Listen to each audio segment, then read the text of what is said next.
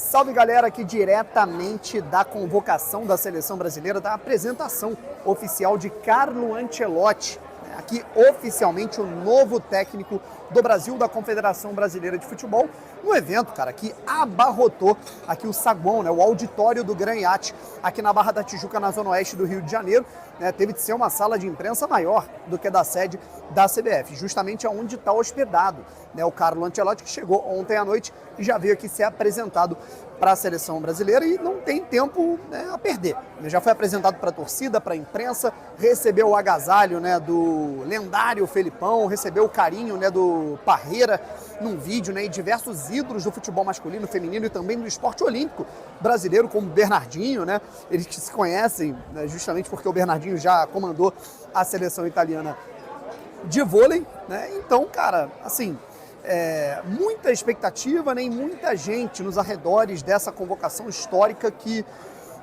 dessa apresentação, né, que agradou a todos, né? Você vai ter muita gente concordando e discordando sobre a seleção brasileira, a leitura, né, o ambiente, a atmosfera que se tem, independente de lado A ou lado B, né, de qualquer opinião sobre seleção, que a gente sabe que cria, né, se tem muita rusga, né, que se tem muita polêmica, é de que Carlo Ancelotti é unânime. E ele já trouxe, né, alguns nomes para a seleção brasileira, sem tempo a perder. Brasil convocado para partidas contra Equador e Paraguai nos próximos jogos das eliminatórias para tentar sacramentar essa convocação, né, essa classificação, melhor dizendo, para a Copa do Mundo, visando a disputa do Mundial daqui a um ano. E a gente já tem os nomes convocados. Estou, inclusive, né, aqui com a convocação histórica assinada, né, estou com o autógrafo aqui do Carlo Ancelotti, e é a primeira convocação dele, espero que de muitas, né, e, obviamente, cada vez mais convocações vitoriosas, né? A gente tem algumas novidades interessantes. Você pega aqui a lista, né? A gente vai por ordem: Alisson, Bento e Hugo Souza, o Ederson machucado.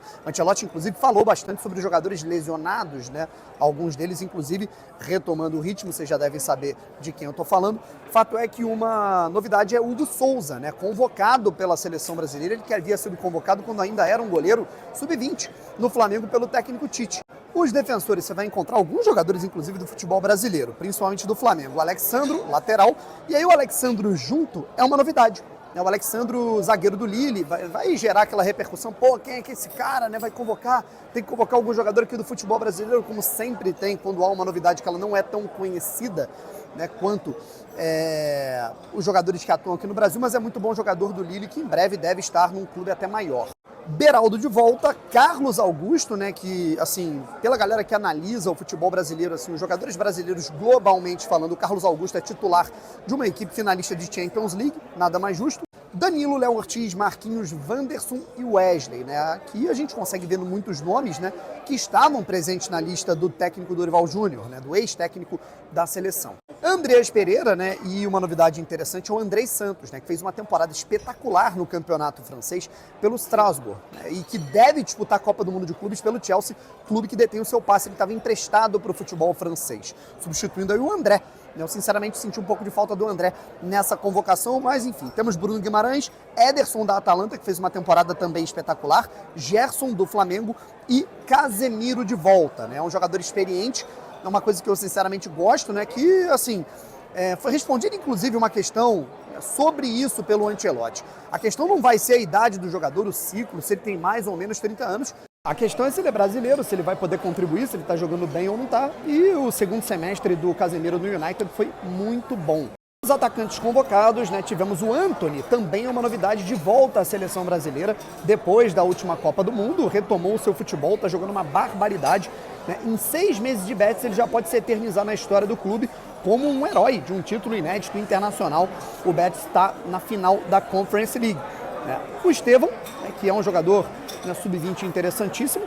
Gabriel Martinelli, Matheus Cunha, que está pronto para trocar, né, o Wolverhampton pelo Manchester United. A galera aqui no Brasil pega um pouco no pé dele, é aquilo, cara, aquele jogador que saiu muito jovem daqui, não se conhece muito por aqui no Brasil, aí se vier jogar no Brasil um dia, como por exemplo aconteceu com o Hulk, todo mundo vai saber que joga muito bem, né? Não à toa está indo para o Manchester United, né? Rafinha, Richarlison de volta também é uma novidade. O Richarlison fez inclusive um ótimo jogo, né, tático, digamos assim, com a camisa do Tottenham, campeão da Europa League, em cima do United. Ele está de volta. Parece, né, que o Ancelotti vai querer retomar essa confiança desse jogador em específico. E claro, o Vinícius Júnior, né? Inclusive o Ancelotti foi questionado a respeito do Vinícius Júnior, de como ele pode jogar, né? Foi uma pergunta muito bem feita sobre o rendimento, né, do Vinícius Júnior, diferente do Real Madrid em relação à seleção brasileira. E o Ancelotti falou, né, cara? Inclusive respondeu uma pergunta com muito bom humor. Né? O Brasil vai jogar em sistema de jogo, modelo de jogo parecido que joga o Real Madrid? Ele falou, se for o desse ano, não. O do ano passado, sim, né? Porque esse ano o Real Madrid não foi bem. E o Vinícius Júnior, que foi peça-chave e mudou a sua trajetória no futebol europeu nas mãos do Ancelotti, vai estar nas mãos do técnico italiano aqui na seleção brasileira também. Começa a era Ancelotti, eu quero saber a sua opinião sobre os jogadores convocados, quem faltou, quem não faltou, e a sua opinião sobre a era Ancelotti. Comenta aí.